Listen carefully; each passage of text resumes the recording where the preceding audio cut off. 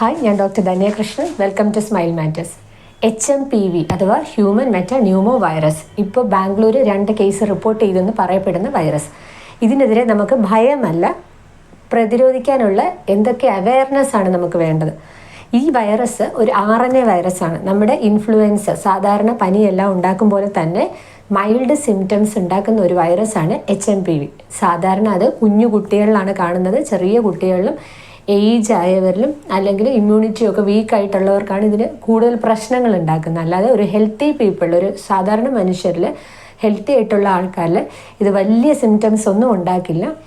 ചുമയും പനിയും ഈ നമ്മുടെ അപ്പർ റെസ്പിറേറ്ററിയിൽ വരുന്ന ഇൻഫെക്ഷൻ മാത്രമേ ഇത് ഉണ്ടാക്കത്തുള്ളൂ. എന്നാൽ ചെറിയ കുട്ടികളിലും വേറെ എന്തെങ്കിലും അസുഖം റിലേറ്റഡ് ആയിട്ടുള്ള അസുഖമുള്ള ഇമ്മ്യൂണിറ്റി കുറഞ്ഞ് അങ്ങനെയൊക്കെ വരുന്നവർക്കാണ് ഇത് പ്രശ്നങ്ങൾ ഉണ്ടാക്കുന്നത്. ഇത് മുമ്പേ തന്നെ ഇപ്പോൾ ഈ ഒരു സമയത്തല്ല ഇത് ഡിറ്റക്റ്റ് ചെയ്തിട്ടുള്ളത്. ഇത് പണ്ടേ ഉള്ള വൈറസ് തന്നെയാണ്. പക്ഷേ നമ്മളിപ്പോൾ കൂടുതലായിട്ട് പറയുന്നത് ചൈനയിൽ കുറേ കേസസ് ഇതിൻ്റെതായിട്ട് റിപ്പോർട്ട് ചെയ്യുകയും അവരത് ഡിറ്റക്റ്റ് ചെയ്തപ്പോൾ ഈ വൈറസ് ഇപ്പോൾ റെസ്പിറേറ്ററി പ്രശ്നങ്ങളൊക്കെ വലിയതായിട്ടുള്ള ബുദ്ധിമുട്ടുകൾ വന്ന ആൾക്കാർക്കെല്ലാം ഈ വൈറസ് ഡിറ്റക്റ്റ് ചെയ്തെന്ന് കണ്ടപ്പോഴാണ് അതിനെതിരെ ഒരു പ്രശ്നമായിട്ട് പറയുന്നത്. അല്ലാതെ ഇത് പണ്ട് തൊട്ടേ ഉള്ള വൈറസ് തന്നെയാണ്. മിക്കവരിലും ഇൻഫെക്ഷൻസ്, റെസ്പിറേറ്ററി ഇൻഫെക്ഷൻ വരുമ്പോൾ ഇത് മിക്ക ടെസ്റ്റ് ചെയ്താൽ ചിലപ്പോൾ ഇത് തന്നെ ആയിരിക്കാം വൈറസ്.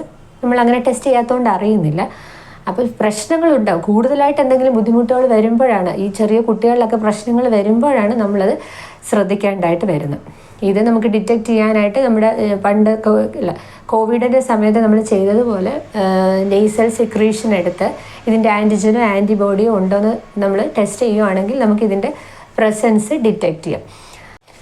ഇത് സ്പ്രെഡ് ചെയ്യുന്നത് നമ്മുടെ ഏത് റെസ്പിറേറ്ററി ഇൻഫെക്ഷനും വരുന്ന അതേ രീതിയിൽ തന്നെയാണ്. അതായത് ഈ വൈറസ് ഉള്ള ആളുടെ നെയ്സൽ അല്ലെങ്കിൽ വായിൽ നിന്നും മൂക്കിൽ നിന്നുള്ള സെക്രീഷൻസ് അതിൻ്റെ ഡയറക്റ്റ് കോണ്ടാക്റ്റ് വഴിയും കണ്ടാമിനേറ്റഡ് സർഫസിൽ നമ്മൾ ടച്ച് ചെയ്യുക, അങ്ങനെ നമ്മുടെ വേറൊരാളുടെ ശരീരത്തിലേക്ക് വരുമ്പോഴാണ് ഈ വൈറസ് കയറുന്നത്.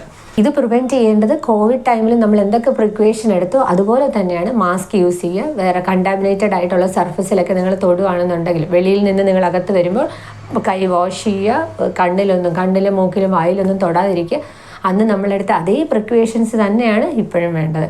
നോർമലി പറഞ്ഞല്ലോ, സാധാരണ പനിയുടെ സിംറ്റംസ് വരുന്നു, അതുപോലെ തന്നെയാണ് വൈറൽ ഇൻഫെക്ഷനായിട്ട് അതേപോലെ ഒരു സീക്വൻസ് ഫോളോ ചെയ്ത് തന്നെയാണ് ഇത് പോകുന്നത്.